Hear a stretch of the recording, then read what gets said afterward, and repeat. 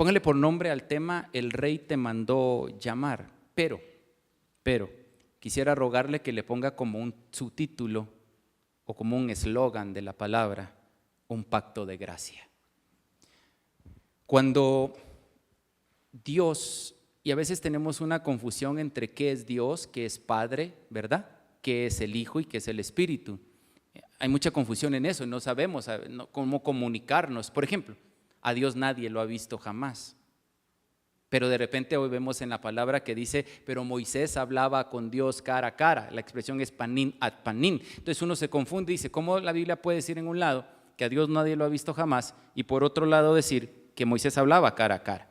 Sin embargo, en el hebreo original dice Dios Elohim, nadie lo ha visto jamás, pero a Jehová, a Yod-Heh-Vav-Heh, hablaba cara a cara con Moisés. Entonces uno aprende a distinguir entre Dios en sus tres manifestaciones o sus revelaciones, que es la revelación de Él como Padre, la revelación de Él como Madre, Espíritu Santo, femenino, y la revelación de Él como Hijo. Esa revelación de Él como Hijo se hace carne y habita entre nosotros, su nombre Emmanuel, o Dios, Él con nosotros. De ahí que el nombre es tan importante. Por ejemplo, recuerde un nombre que termine con Él: Samuel, Gabriel, todos esos nombres. Por ejemplo, Gabriel es el anunciador de Dios, Él. ¿Sí? Miguel, el que pelea por Dios, Él. Entonces, todo nombre que termina en Él es como en inglés tiene un apóstrofe S, significa pertenencia, propiedad. Para Dios, en el nombre Él significa mi propiedad. ¿Quiénes de ustedes terminan su nombre en Él? ¿Alguien aquí? ¡Wow!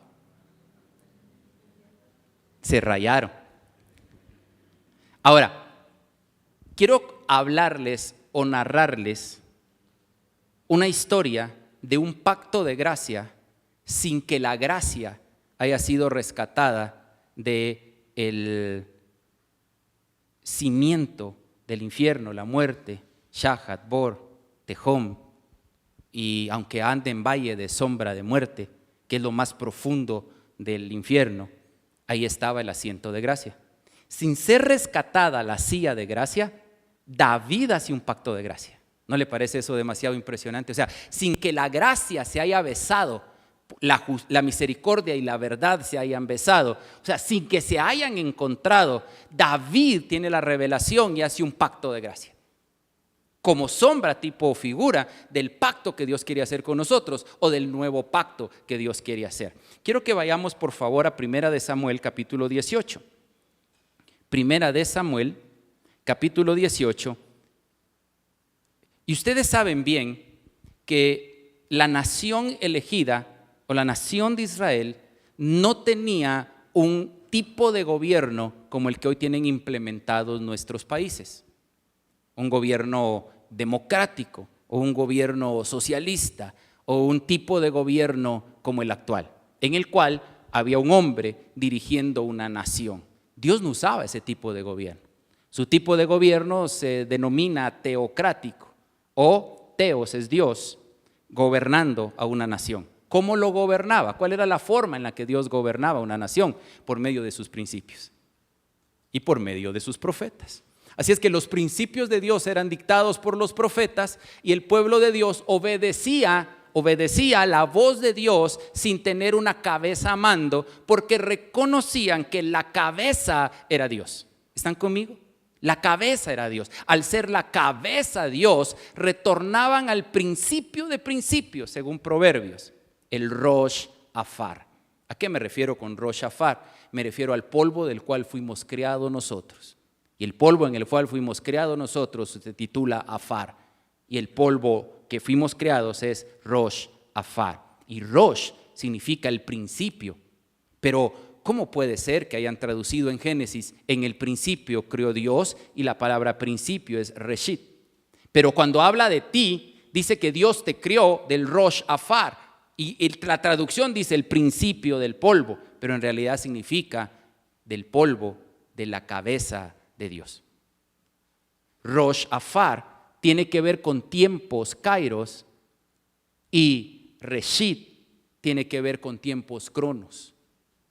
Cuando aprendo a moverme con Dios como cabeza, salgo del cronos para moverme en los tiempos de Dios. Y cuando me muevo en los tiempos de Dios, mi vida empieza a tener sentido de reino y no del tiempo en este mundo. Entonces sé que existí, existo y existiré. ¿Está aquí, iglesia? Ahora, en ese tiempo, cuando el pueblo de Israel dijo, pero ¿por qué las otras naciones sí tienen un rey y nosotros no tenemos rey que nos gobierne? Entonces se le instituyó un tipo de gobierno ya de rey, y entonces se hace una tripartición del gobierno teocrático, y es un rey, un profeta, y ahora había necesidad de ¿qué? De un sacerdote. Diga conmigo, porque no quiero que, yo sé que esto es profundo, pero es lo que tiene que acostumbrarse como iglesia, a tener las bases para el mensaje, las bases sólidas. Ese tipo de gobierno entonces traía una tripartición. Tenía que haber un rey, tenía que haber que era el que hablaba de parte de Dios, y tenía que haber ok, vamos a ver, ¿cuál era la función del rey? Gobernar. ¿Qué gobernaba? Pero cierto que gobernaba el pueblo, pero ¿qué gobernaba? Porque el rey, profeta y sacerdote, los tres gobernaban. Y Dios dice, y Jesús dice que para nosotros se hizo rey, profeta y sacerdote. Y cuando somos bautizados en el agua, en el nombre del Señor Jesucristo, y somos bautizados en agua, recibimos ¿qué de Jesús? Cuando nosotros nos bautizamos en las aguas, a la edad adulta, reconociendo a Jesucristo como Señor, y somos bautizados en su muerte y en su resurrección, ¿cuál es la unción que pone sobre nosotros? La unción de rey, la unción de profeta y la unción de sacerdote. Pero si yo no sé cuál era la función de cada uno, ¿cómo puedo recibir esas funciones sobre mi vida? ¿Cuál era la función del rey? Pero escuchen, el profeta también gobernaba y el sacerdote también gobernaba. ¿Qué parte gobernaba el rey? ¿Qué parte del pueblo gobernaba el rey? La aplicación de los asuntos de reino en la tierra. El rey tenía que aplicar los asuntos del cielo en la tierra. Y para poder aplicar los asuntos del cielo en la tierra, tenía dos manos que lo apoyaban. ¿Cuáles eran? El profeta y el sacerdote. ¿Cuál era la función del profeta? Oír la voz de Dios y dictársela al pueblo. ¿Cuál era la función del sacerdote?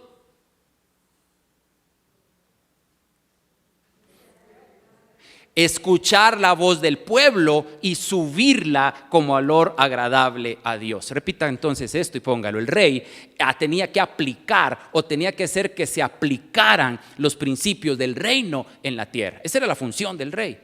Pero el sacerdote tenía que escuchar al pueblo y levantar la voz del pueblo a Dios. Y el profeta tenía que escuchar a Dios y dictar la voz de Dios al pueblo. Ahora escuchen, usted es rey, profeta y sacerdote. Usted tiene que traer la voz de Dios a su casa, la ley de Dios a su casa, los principios de Dios a su casa. Usted es profeta. Tiene que decirle a su familia la voz de Dios y dictar y traducir la voz de Dios a su casa. Pero también es sacerdote. Tiene que oír la voz de su familia y levantarla como un sacrificio agradable a Dios. Cuando el pueblo pide rey, el primer rey es Saúl. Saúl es ungido y Saúl es hecho rey. Pero ustedes saben muy bien que cuando él es ungido como rey, deja de hacer las cosas y tiene que levantarse otro rey que no viene de ese linaje. ¿Están entendiendo hasta acá? Al no ser del linaje, sino que se levanta otro linaje, que es el de David, y David toma posesión, todo el linaje de Saúl pierde por completo los derechos de rey, los derechos de profeta y los derechos de sacerdote. Así es que a Saúl ya no se le hay voz, ya no hay un sacerdote, sino todo va a ser pasado al que es ungido como rey, que es David. Así es que la descendencia de Saúl corre riesgo, corre peligro. ¿Quién es el hijo de Saúl? Jonatán. Y Jonatán ama a David, encuentra un amor profundo en David, su alma se une a David, tienen una amistad tan grande y ellos dos hacen un pacto. Vamos a leerlo en 1 Samuel 18, del 1 en adelante. Y así que hubo acabado de hablar con Saúl, el alma de Jonatán fue ligada con la de David y lo amó Jonatán como a su propia alma. Miren, es bien difícil encontrar en la vida amigos. Uno tiene compañeros, tiene conocidos, tiene trabajadores, pero amigos son pocos. Y es Dios quien hace un link entre las almas para tener amistad. Por eso es que quiero que levanten la mano los jóvenes, perdonen que les haga levantar su mano una vez más, pero levántenla. Por eso es que yo les repito a ustedes, muchachos, que nunca empiecen un noviazgo sin una amistad profunda. No es que se les prohíba nada, no es que simplemente son los principios, pero ¿por qué? Porque cuando tienes un amigo, el alma, pensamiento, sentimiento, hace un link, y al hacer un link, no hay problema alguno que pueda haber cuando las almas tienen un link. Ahora, ¿se unió el alma de quién? Vamos, apunte por favor, ¿las almas de quién se unieron? De Jonatán, hijo de Saúl, y David. Jonatán era el rey saliente, el rey excluido, hijo del rey excluido, y David era el rey ungido. Ahora, el hijo del rey hace un pacto con David, oigan esto, y Saúl le tomó aquel día y no le dejó volver a casa de su padre, a David, e hicieron alianza, pacto, Jonatán y David, porque él amaba como su alma. La palabra alianza es verit, y verit significa o se traduce como pacto solemne entre Dios y el hombre o entre los hombres, en el cual cada uno tiene derechos y tiene obligaciones, y ambos cumplen la totalidad de sus partes. ¿No le parece fascinante esto a usted? Ambos cumplen la totalidad de sus partes. ¿Cuándo es cuando se quiebra una buena relación? ¿Cuándo es cuando se quiebra una relación? ¿Cuándo es cuando un matrimonio empieza a tener conflictos? ¿Cuándo es cuando una amistad puede romperse? Cuando una de las partes deja de cumplir lo que le toca y solo espera que le den y pierde la esperanza de dar. Entonces empieza a romperse cualquier relación. Y cuando ellos hicieron ese pacto o esa alianza en la cual cumplían derechos y obligaciones, y ¿saben qué es lo impresionante? Que cuando Jesús dice en la última cena o en la santa cena, dice, esta es la sangre del nuevo, él no usa la palabra verit, él usa la palabra diateque. Y diateque significa o se traduce pacto solemne entre Dios y el hombre, en el cual cada uno tiene derechos y obligaciones. Oiga, pero cambia aquí, en cuando una de las partes ya cumplió la totalidad de lo que eran sus obligaciones. El Padre enviando a su Hijo a morir en la cruz por usted. Entonces, ¿por qué no tengo yo las bendiciones prometidas si Él ya hizo todo lo que tenía que hacer? Porque yo no quiero hacer la parte que a mí me toca. Y eso se llama ataviamiento o creciendo en la gracia recibida por don. Y Jonatán se desnudó la ropa que tenía sobre sí y se la dio a David, otras ropas suyas, hasta su espada y su arco y su talabarte. Y salía David a donde quería que Saúl le enviaba y portábase prudentemente. Y solo por tanto Saúl, capitán de gentes de guerra, y era acepto con los ojos de todo el pueblo y en los ojos de los criados de Saúl. ¿Qué pasó? Que Saúl entonces pierde esa amistad cuando Saúl se entera que David ya había sido ungido como rey. Pero ¿cómo va a ser si mi hijo es el que tiene que ser rey? ¿Por qué David fue ungido como rey? Entonces empieza a haber una dificultad. Y en el capítulo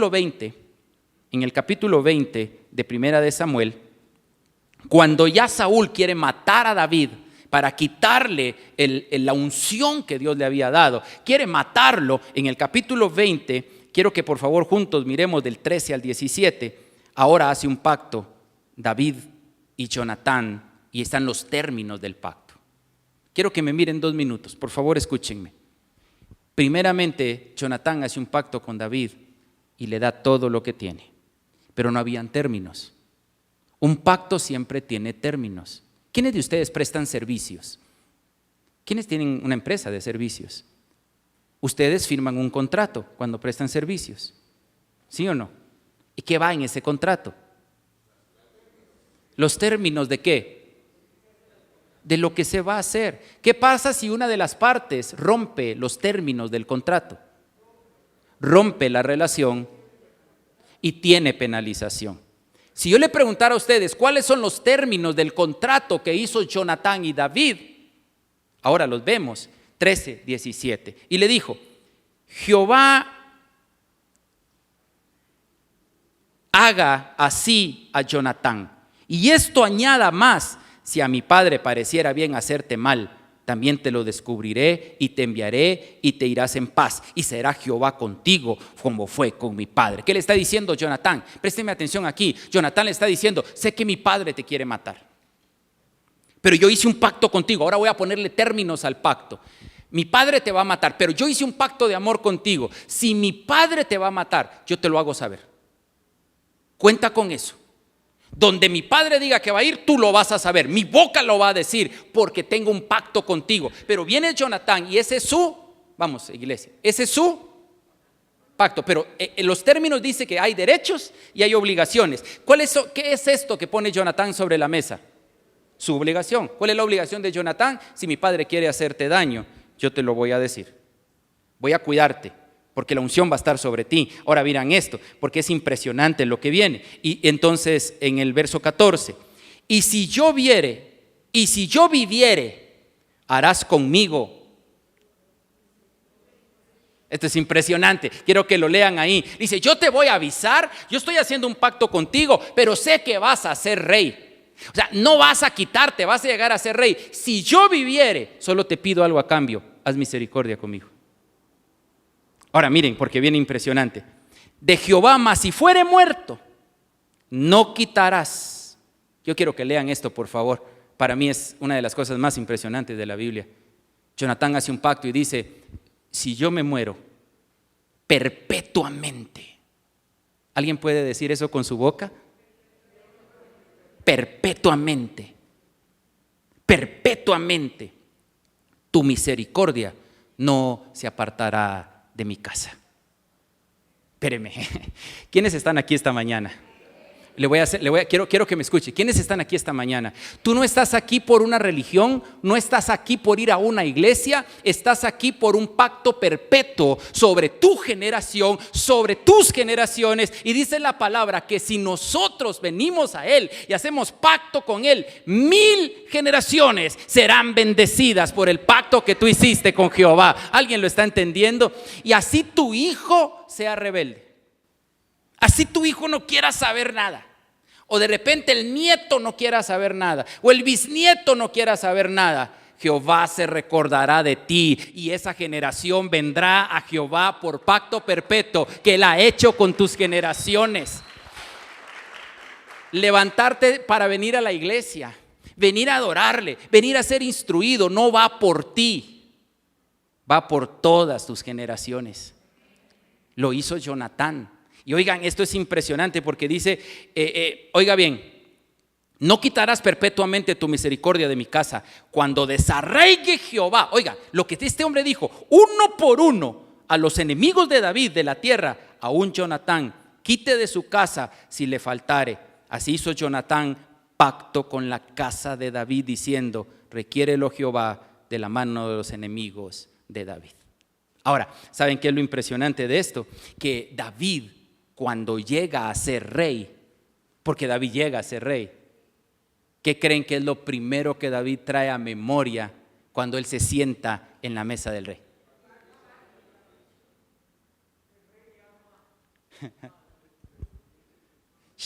O sea que viene David y dice: yo recuerdo, tengo memoria de que hice un pacto perpetuo.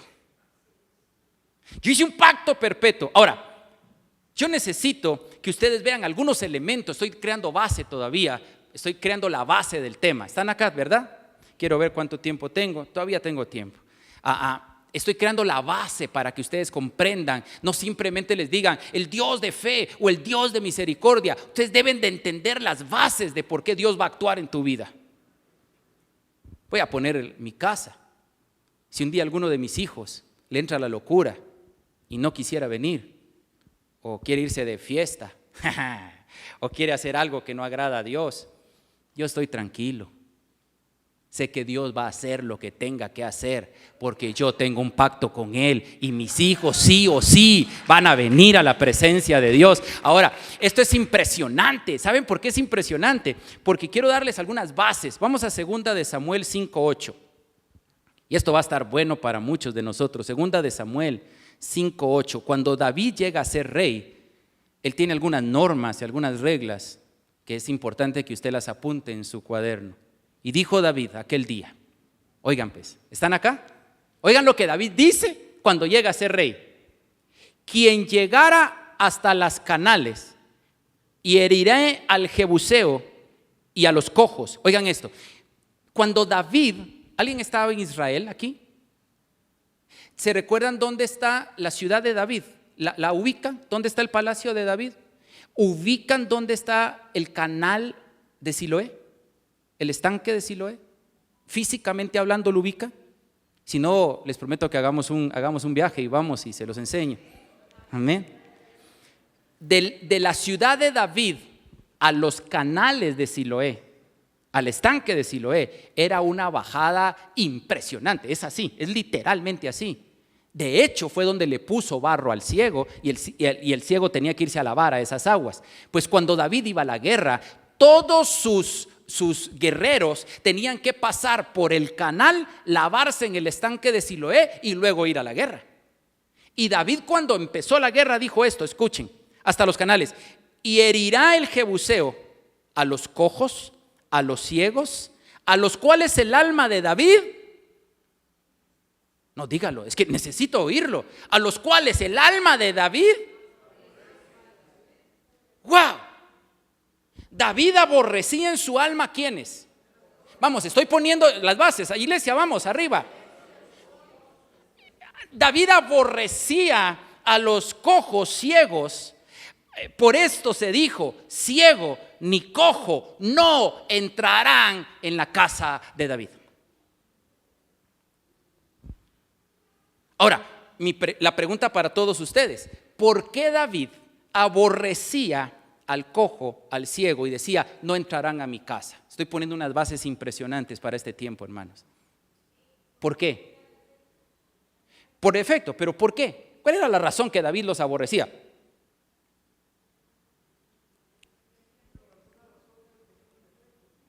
¿Porque él tenía un defecto? Fíjense que no, porque la ley decía lo siguiente, Deuteronomio 15, 20, 21. O sea, como él amaba el tabernáculo, como él amaba la presencia del Señor. Miren esto, Deuteronomio, capítulo 15, verso 20 y 21. Todavía estoy poniendo bases para llegar al tema. No se me desespere, pero tiene que entender esto. Delante de Jehová tu Dios, lo comerás cada año, tú y tu familia, en el lugar que Jehová escogiere. Y si hubiere en él, ¿en quién él? ¿En quién él? En la ofrenda, en el cordero. Si el cordero tuviere, oigan esto, si el cordero tuviere alguna falta, si fuera ciego o fuera cojo o cualquier mal, no lo sacrificarás a Jehová, Jehová no lo acepta. ¿Te recordás la historia de Demos? ¿Se recuerdan cuando el profeta llegó al lugar donde ellos vivían y el papá de Demos le ofreció al profeta una vaca sacrificada ciega? Y el profeta dice, no me puedes dar esto de comer. La ley dice que no puedes darme un animal que tenga defecto. Así es que le descubrió y le dijo, tú sacrificaste una vaca que era tuerta. Y él había escondido la cabeza y la tenía bien escondida, pero el profeta supo que le estaban dando una comida con defecto. Ahora escuchen esto, David aplicó la ley de la ofrenda al palacio. Quiero que le diga al de lado, porque algunos se me distraen. Dígale al que está al lado, David aplicó la ley de la ofrenda al palacio. Ahora, mire esto porque es todavía impresionante. Levítico 21. Levítico 21. Trate de estar conmigo, por favor, para llegar a la aplicación. Yo sé que a todos les gusta ya cuando lo aplicamos, pero si no creo bases, o al menos es el ministerio que Dios me dio, poderle crear bases. Levítico 21, 17, vamos. Y Jehová habló a Moisés diciendo, háblale a Aarón, háblale al sacerdote, dale mis instrucciones al sacerdote y diles: el varón de tu simiente en tus generaciones, en el cual hubiere falta, no podrá ministrar el pan en la casa de Dios. 1. Dios pedía un sacrificio, ¿qué? Puro, sin defecto. Luego, al sacerdote se le dice: no puede haber alguien en tu casa que nazca con defecto. Así es que, amados, perdónenme, si yo me quebraba la clavícula, estaba fuera. Si te quebrabas un brazo, estabas excluido. Si tenías una cojera, estabas excluido. Voy a hacer una pregunta a la iglesia de Cristo: ¿quiénes de nosotros pudiéramos entrar todavía aquí?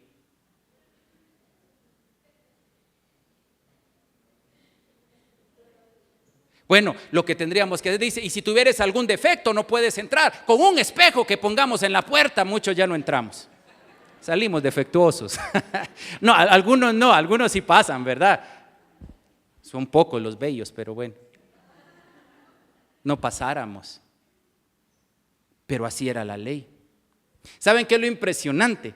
Que mucha gente hoy está engañando al pueblo de Dios, regresándolo a la ley, cumpliendo la ley, cumpliendo los sacrificios, cumpliendo algo que es imposible que nosotros cumplamos. Oiga, esto es impresionante. Nadie va a poder ministrar el pan de su casa, porque ningún varón en el cual hubiere falta se allegará varón, ni ciego ni cojo, falto o sobrado. O sea que si tienes unas libras de más, libras de menos. Casa Siloé, levante su mano quienes fueran excluidos de entrada. Yo soy el primero que levanto mi mano. No podría llegar. Ahora, ¿estoy claro hasta ahí? ¿Estoy claro hasta ahí? ¿Hay buena base hasta ahí? Sin embargo, David aplica la ley de la casa de Jehová y la aplica a su propio palacio. Él se sienta como rey y dice: señores, yo amo la presencia de Dios. Oiga, el tipo tiene que aprender todavía mucho. El tipo tiene que crecer. Se sienta como rey y dice: yo voy a aplicar la ley sobre mi casa. Así es que en mi palacio no entra ni uno cojo, ni ciego, ni sobrado, ni falto. Ponga su mano sobre su vientre. ¿Sobra o falta? Sobra, no entra. Algunos pocos pasan. En primera fila todos están puro calidad. Ahora, escuche esto. David tenía que, y yo me imagino a Dios diciendo: ay, papá, yo te elegí a ti no por la apariencia, yo te elegí a ti por tu corazón. Voy a tener que formarte, voy a tener que meterte en mi corazón. Pero el tipo se para, ahora el rey, y dicta eso. El profeta Isaías había decretado una palabra profética. ¿Están listos para esto? Miren lo que dice Isaías en el capítulo 35. Isaías, ahora viene la voz del profeta. Isaías, capítulo 35, versos del 3 en adelante. Y aquí van a ver ustedes lo impresionante del 3 al 6. Había una profecía sobre la ley y dice así: confortad a las manos cansadas, roborad las vacilantes rodillas, díganle a los de corazón apocado: confortaos, no temáis. He aquí que vuestro Dios viene con venganza, con pago. El mismo Dios vendrá y os salvará. Yo quiero que la iglesia levante su voz ahora y diga esta profecía. ¿Están listos, iglesia? Vamos. Entonces los ojos de los ciegos serán abiertos y los oídos de los sordos se abrirán. Entonces el cojo saltará como un ciervo y cantará la lengua del mudo, porque aguas serán cavadas en el desierto y torrentes en la soledad. Alguien dice amén a esto. Lo que está diciendo el profeta es: la ley dice que estás excluido, pero vendrá un tiempo donde los excluidos serán los primeros, donde los cojos serán llamados, donde los ciegos serán traídos, y voy a cavar agua donde no lo había. Esa profecía tenía que cumplirse. Y ahora, amados, quiero enseñarles algo. Segunda de Samuel 4:4. Y aquí creo que ya estamos en el tema. Hoy sí ya estoy en el tema. ¿Qué fue lo que dijo David? ¿Qué dijo David sobre su palacio? Vamos, iglesia. ¿Qué dijo David sobre su palacio? Aquí no entra ni un cojo, y mi alma los aborrece. ¿Por qué David dijo eso? Por la ley. La ley era tan clara que ningún cordero podía ser sacrificado así. Ahora escuchen esto. Pero cuando David dicta esa ley, se sienta en el trono, dice: yo tengo un pacto. Yo tengo un pacto con Jonatán. Ahora, David, escuchen esto. Cuando David toma posesión, Jonatán muere. Y el hijo de Jonatán, Mefiboset, es sacado a un lugar. David no lo conocía. David tenía la ley clara. No conocía esto. Oiga esto, por favor. Y Jonatán, hijo de Saúl, tenía un hijo, Dios mío.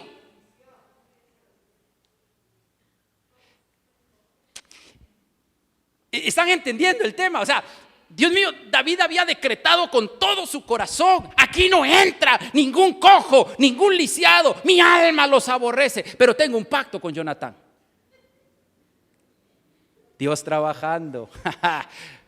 ¿Cuántas veces has dicho de tu boca: yo no voy a hacer esto, yo no voy a hacer lo otro, y terminas haciéndolo? Ahora, escuchen, porque es impresionante. Cuando, oigan, aquí está, de los pies de edad de 5 años, que cuando la noticia de la muerte de Saúl y de Jonatán vino a Jezreel, lo tomó su ama y huyó con él. Cuando iban huyendo, con celeridad se le cayó el niño. El niño no tenía defecto. Dice que cuando oyeron que murió Jonatán, que muere Saúl, agarra al hijo de Jonatán. ¿Cuánto tenía de edad? Dice 5 años de edad. Y cuando ella va corriendo con el niño apresuradamente, se le cae el niño. La historia dice que el niño, los que están estudiando medicina, 5 años, me imagino que los huesos ya deberían de estar medio formados, ¿o no? Va 5 meses todavía. Pero el niño se le cayó de pies y se le hundieron las piernas. Quedó inutilizable sus piernas, porque en su cadera se le habían hundido. Y cuando, esto es impresionante, oigan esto por favor, cayó el niño y quedó cojo. Su nombre era Mefiboset. Ahora, a mí me encantaría, por favor, que despierte al de lado por si está durmiendo. Vamos a 2 de Samuel, todo el capítulo 9. Todo el capítulo 9 de 2 de Samuel. Iglesia, ¿están todavía acá? Miren, yo lo pudiera predicar fácil, lo pudiera predicar, pero no es lo que Dios me llamó a hacer. Usted necesita salir de aquí entendiendo de qué se trata esto. Y quiero hacer algo. ¿Me permiten hacer algo hoy? No importa cuánto la vida nos haya golpeado. No importa cuánto te hayas lastimado en la vida. Hay una mesa que está servida para ti hoy, para que tu casa sea restaurada y tu familia sea restaurada. Ahora, amado, por favor, yo le ruego, deme 5 minutos más. Quiero que entienda por qué pasó esto. 2 de Samuel 9:7 dice: y le dijo David: no tengas temor, porque yo a la verdad haré contigo. ¿Cuál era el pacto que había hecho David y Jonatán? Ahora escuchen por favor unos elementos y termino aquí, pero quiero que me oigan porque quiero sentarnos hoy a la mesa. Ninguno hay aquí, creo que no hay ninguno aquí que haya sido perfecto y que por sus obras pueda sentarse a la mesa o entrar al palacio. Yo sería el primero descalificado. No califico para entrar al palacio del rey. Cuando David lo vio, David no sabía que él era lisiado. La historia dice que él solo lo mandó a traer, y cuando lo vio, su cabeza se ha de haber dicho: pero yo mi alma detesta a los lisiados. Hay una ley que dice que no pueden entrar, pero sobre la ley, sobre la Torá, sobre los mandamientos mismos está la misericordia de Dios. Eso supera una ley, la gracia y la misericordia. ¿Están entendiendo eso? No robarás y robaste, entonces la misericordia es para ti. Estás en el lugar correcto esta mañana. Quiero darles solo algunos elementos. Primero, quiero que miren este diagrama. Jonatán hizo un pacto con David. Jonatán, el nombre Jonatán significa siervo de Jehová. Y el nombre David significa amoroso. Emmanuel, Jesucristo, significa el siervo amoroso de Jehová. Así es que él unió a Jonatán y unió a David en sus nombres para hacer un pacto de misericordia que iba a ser la figura de Jesucristo. ¿No le impresiona esto en su vida?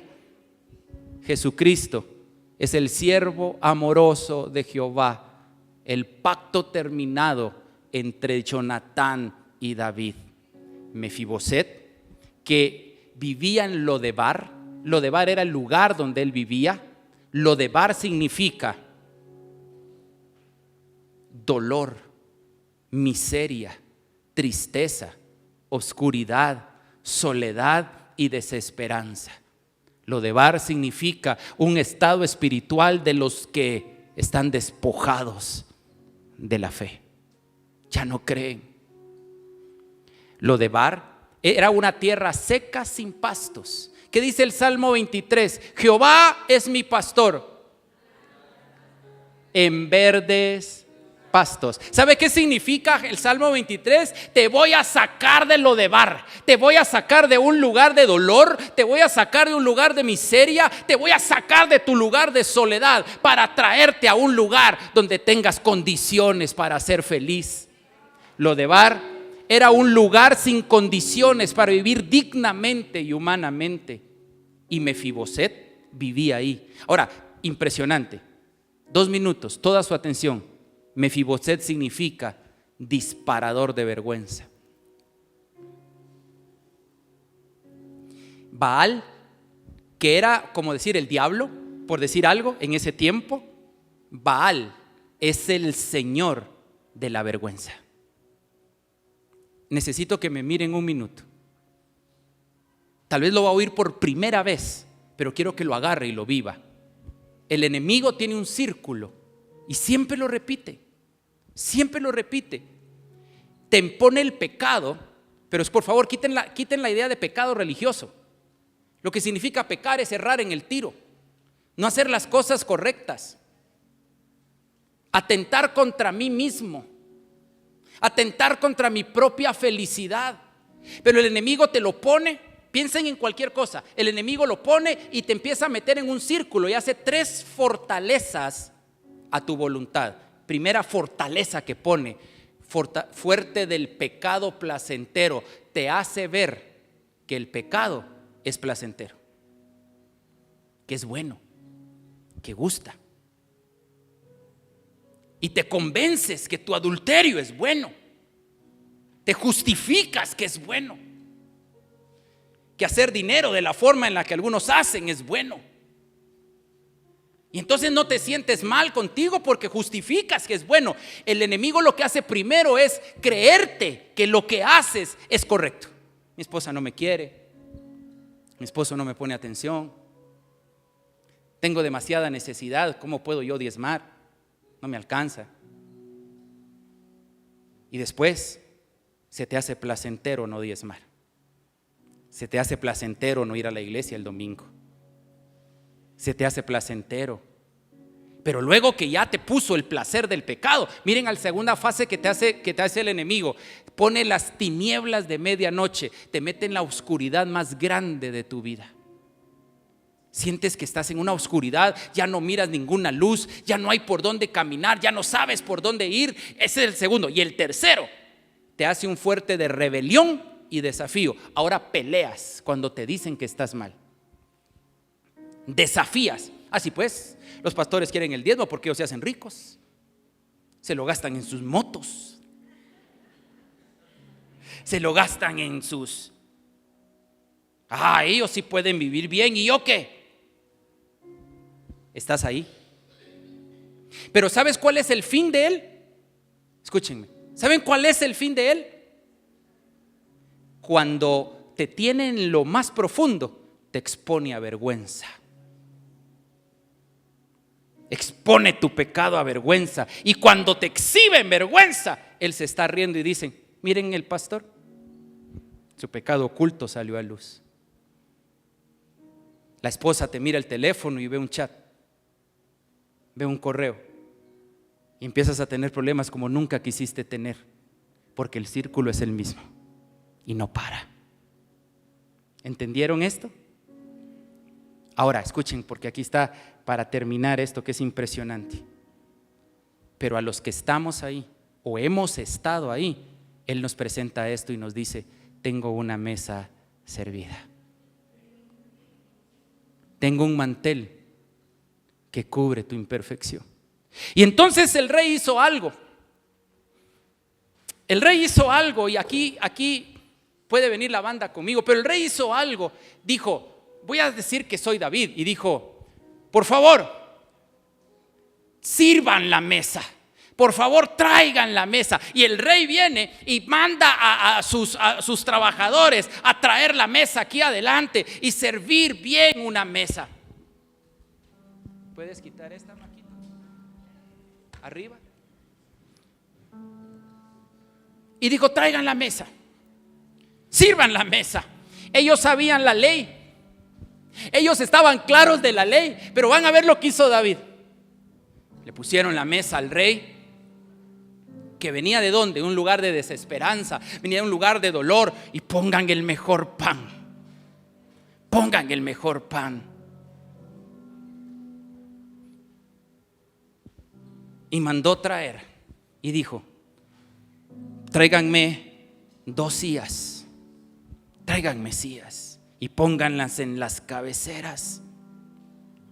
Pónganme sillas en las cabeceras. ¿Están aquí todos? Tráiganme 2 sillas y pónganlas en las cabeceras. Y David, que ya conocía cuál era la ley, ¿cuál era la ley? Cuando mandó a traer para hacer misericordia, ¿qué vio? Y David dijo: ¿cómo hago? ¿Cómo hago? Oigan, escuchen, ¿cómo hago? No puedo ir contra mi propia ley, pero tengo que hacer misericordia. ¿Qué hago? ¿Cómo hago? ¿Cuál es la forma? Y dijo: manden a traer a Mefiboset. Manden a traer a Mefiboset.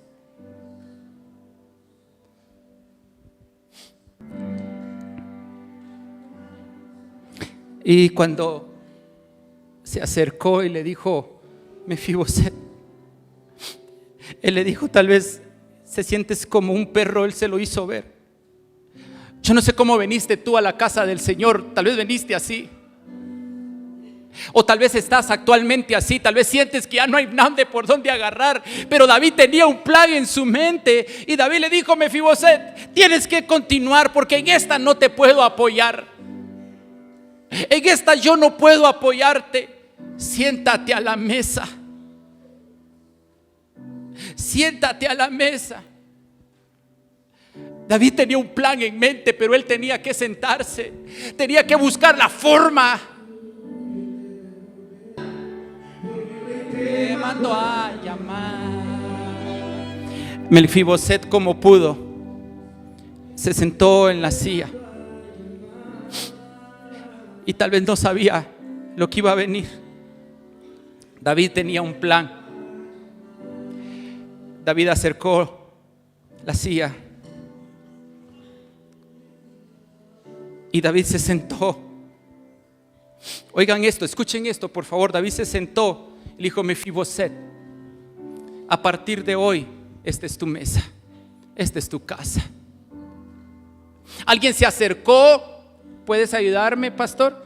Alguien se acercó y condenó lo que David estaba haciendo, porque tenían la ley, tenían la voz de la ley. Dijo: no lo puedes hacer. Eso no es correcto, no lo puedes hacer, no lo merece.